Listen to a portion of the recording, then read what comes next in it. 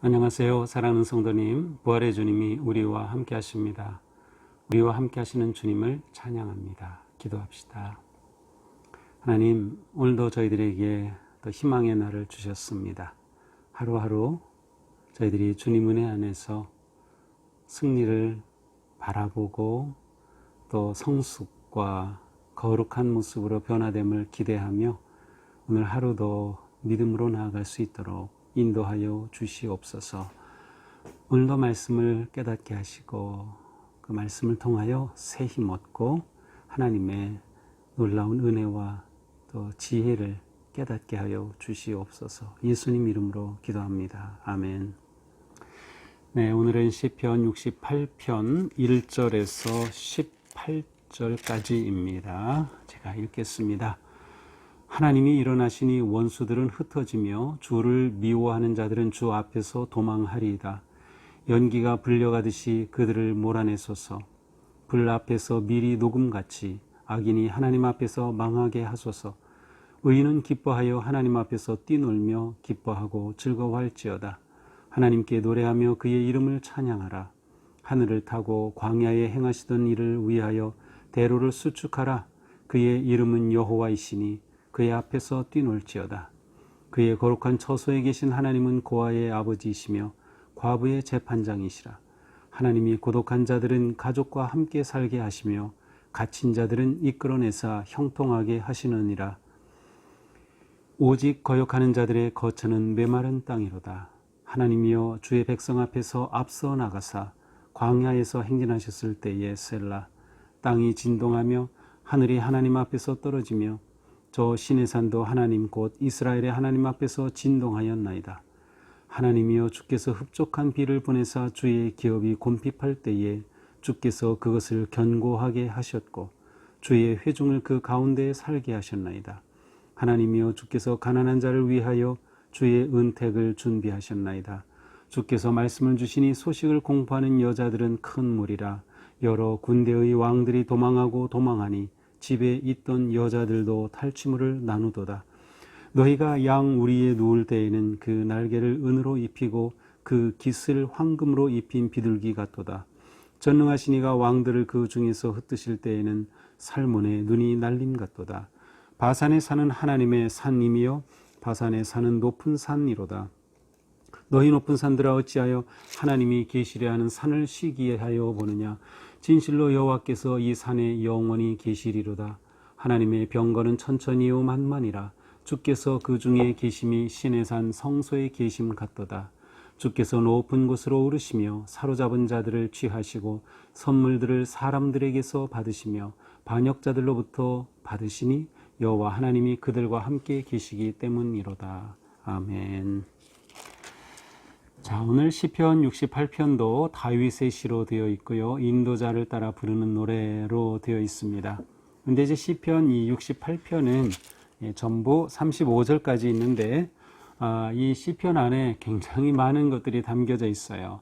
하나님께 간절히 기도하는 기도, 탄원, 또 찬송, 감사, 또 하나님의 말씀을 선포하는 신탁, 이러한 것들이 모두 들어있어서 이 시편 68편을 딱 어떠한 시다라고 이렇게 규정하기는 쉽지 않습니다. 하지만 이제 오늘 우리가 보는 1절에서 18절까지는 하나님에 대한 하나님의 능력과 하나님의 역사하심에 대한 내용을 담고 있고 또 그 하나님을 향한 간절한 기도로 시작되고 있습니다. 자, 1절 보겠습니다. 하나님이 일어나시니 원수들은 흩어지며 주를 미워하는 자들은 주 앞에서 도망하리이다. 연기가 불려가듯이 그들을 몰아내소서. 불 앞에서 밀이 녹음같이 악인이 하나님 앞에서 망하게 하소서. 자, 여기 보니까 하나님께서 일어나셔서 자, 하나님이 앉아 계신다라고 할 때는 그 보좌에 앉으셔서 역사의 주인, 또 모든 우주 만물의 주인, 또 하나님 나라를 다스리시고 이끄시는 그런 통치하시는 하나님의 이미지가 있다면 하나님이 일어나신다는 것은 하나님이 무엇인가 지금 일하신다는 겁니다. 하나님께서 역사하신다는 그러한 뜻이 담겨져 있어요. 자, 하나님께서 일어나셔서 무엇하기를 기도합니까? 원수들은 흩어지고, 하나님께서 일어나실 때 원수들은 흩어집니다. 또 주를 미워하는 자들은 도망하게 됩니다. 2절에 보니까 연기가 불려가듯 몰아내소서 그들을 몰아내시며, 또 그 뒤에 보니까 하나님 앞에서 망하게 하소서. 자, 이 시인은 지금 하나님께서 일어나셔서 악한 자들에게 이렇게 역사하시고 심판하소서라고 구하고 있습니다. 네 가지 모습이었죠. 원수들이 흩어지고 도망하고 몰아내고 또한 그들이 망하도록 그렇게 구합니다. 이 연기가 불려가듯, 연기는 하나님의 임재하심, 빽빽한 연기는 하나님의 충만하게 임재하심을 나타내기도 하고, 또 때로는 하나님의 진노하심을 나타내기도 합니다. 여기서는 연기가 불려가듯 그들을 몰아내소서라고 하니까 연기가 흩어지듯이 그들을 몰아내소서, 또 아니면 하나님께서 진노하셔서 그들을 심판하소서라는 그런 의미가 담겨져 있습니다. 자, 1절에서 3절까지 보면 여기에 주 앞에서, 하나님 앞에서, 하나님 앞에서 이렇게 되어 있어서 앞에서라고 하는 단어가 각 절마다 이렇게 3번 이렇게 전체적으로 반복되고 있습니다. 자, 이것은 무엇을 의미합니까?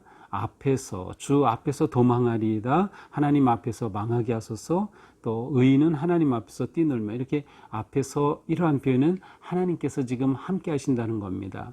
하나님의 현존, 하나님의 임재, 모든 인류의 역사는 하나님 앞에서 진행되는 것이라고 하는 그러한 의미가 담겨져 있습니다.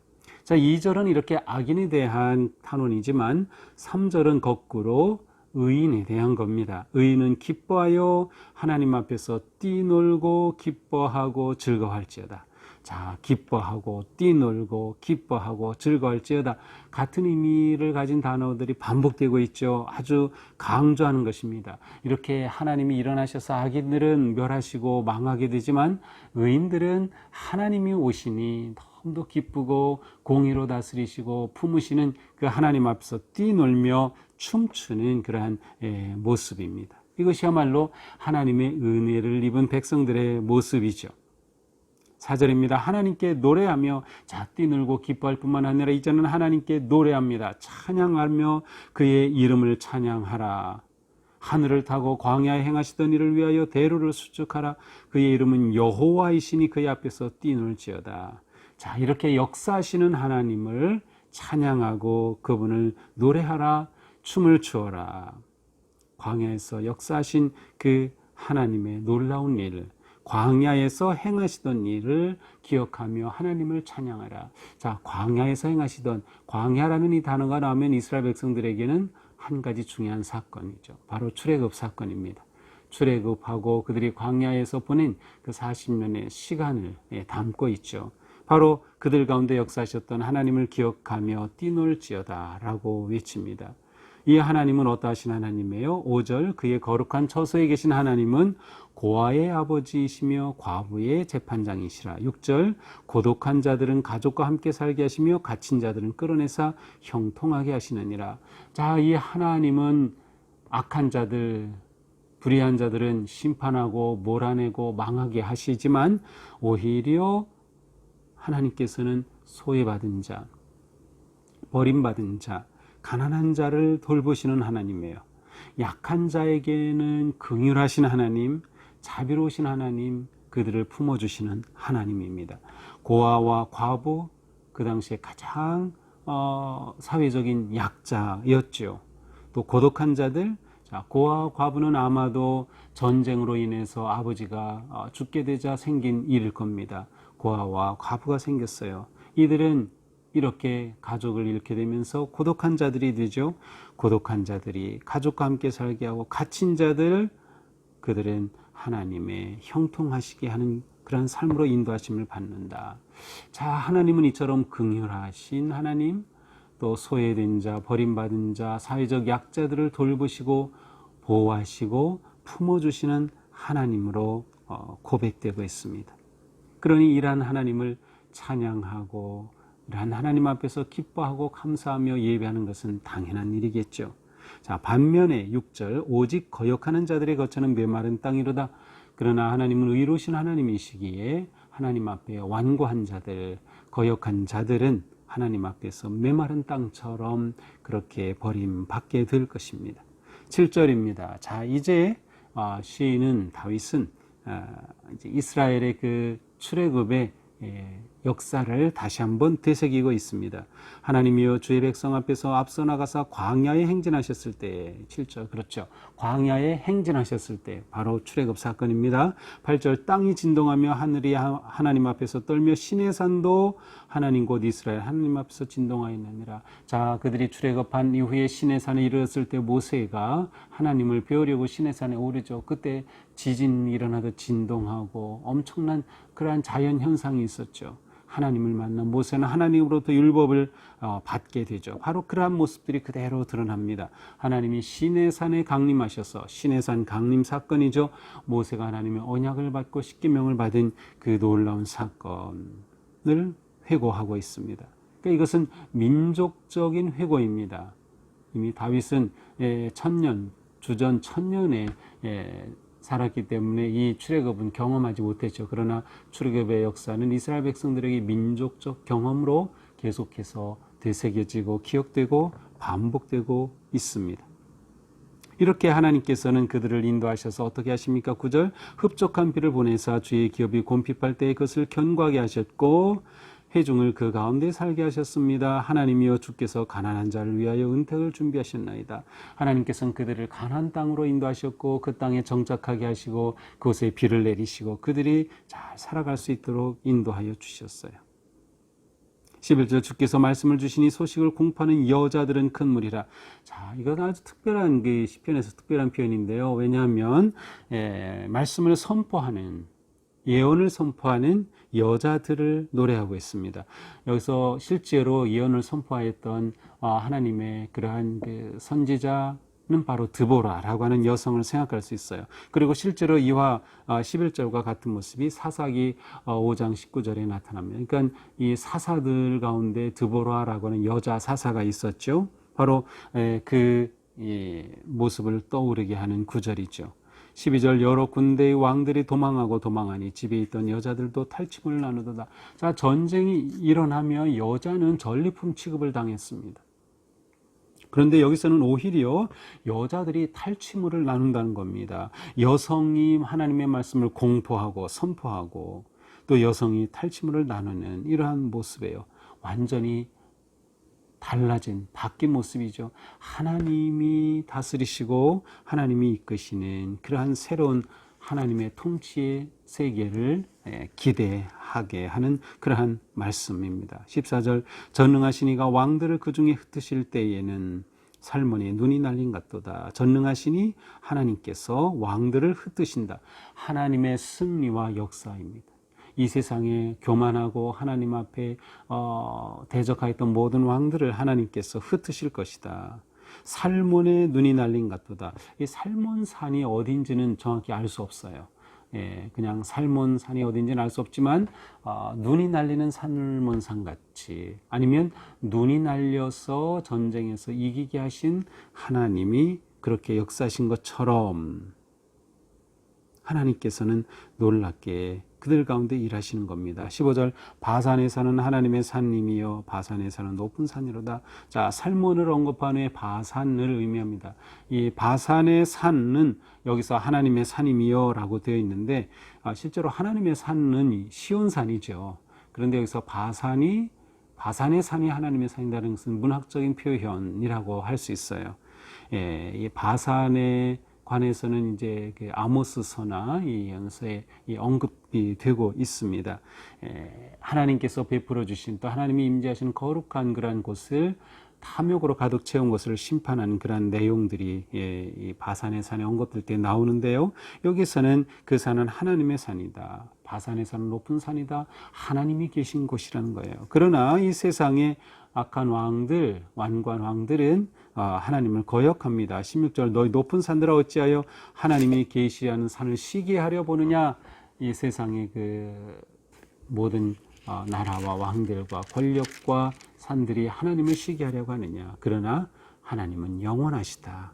오히려 하나님께서 모든 것을 무찌르시고 통치하신다. 그러므로 17절에 말씀합니다. 하나님의 병거는 천천히요 만만이라. 주께서 그 중에 계심이 내 시내산 성소에 계신 같도다. 하나님의 병거는 강력합니다. 하나님은 능력에 전능에 전지전능하신 하나님이셔요. 그래서 그 세상의 그 무엇도 그 어떤 산도 감히 하나님이 계신 시온을 넘볼 수 없다는 것입니다.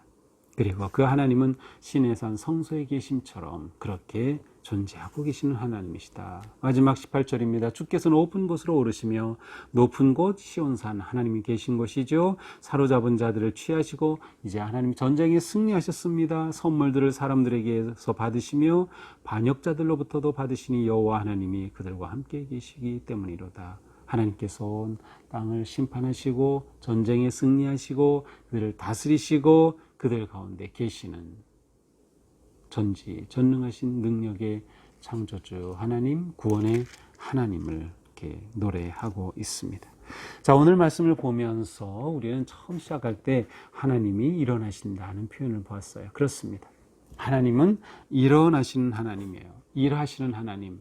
그러니 우리는 기도할 때에 일하시는 하나님을 구해야 합니다. 하나님께서 일하셔서 제 이 문제 가운데 오시옵소서. 하나님을 내 문제 자리에 초청하는 것이 기도라고 했죠.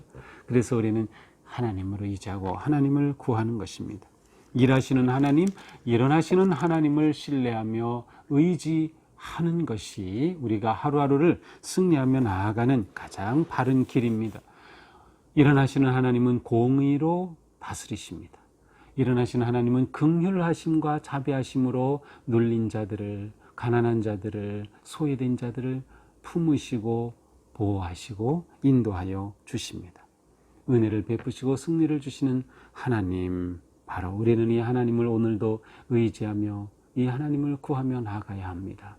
더 나아가서 우리는 이미 하나님께서 우리를 위해 행하신 놀라운 일들을 경험하였고 그 은혜의 기억들을 가지고 있습니다. 그렇다면 우리는 오늘 바로 그 하나님을 생각하면서 하나님의 그 은혜와 능력을 찬양하는 삶, 하나님을 찬송하는 삶을 살아가야 할 것입니다. 이것이 우리의 마땅한 반응이죠. 오늘 하루도 우리는 하나님을 의지하고 일하시는 하나님, 일어나시는 하나님을 신뢰하며 믿음으로 승리하기를 주님의 이름으로 축복합니다. 기도합시다. 하나님 감사합니다. 오늘 시편의 말씀을 통해 일어나시는 하나님을 보았습니다. 우리를 위하여 일하시는 하나님, 오늘도 저희들을 위하여 일어나신 하나님, 주님을 의지합니다. 저희의 삶에 다가오는 많은 시련과 고통과 아픔과 문제 속에서 하나님 일어나셔서 일하시니 하나님께서 이 모든 길을 열어주시고 해결하시며 또한 우리 가운데 하나님의 은혜와 능력의 손으로 역사하여 주실 줄 믿습니다. 주님 의지합니다. 이 놀라우신 주님을 찬양합니다. 오늘도 주님의 은혜로 승리하게 하여 주시옵소서. 예수님 이름으로 기도합니다. 아멘. 네, 오늘도 주님의 은혜 안에서 내 삶이 거룩하고 아름다우며 일하시는 주님의 은혜가 넘치기를 축복합니다. 사랑합니다.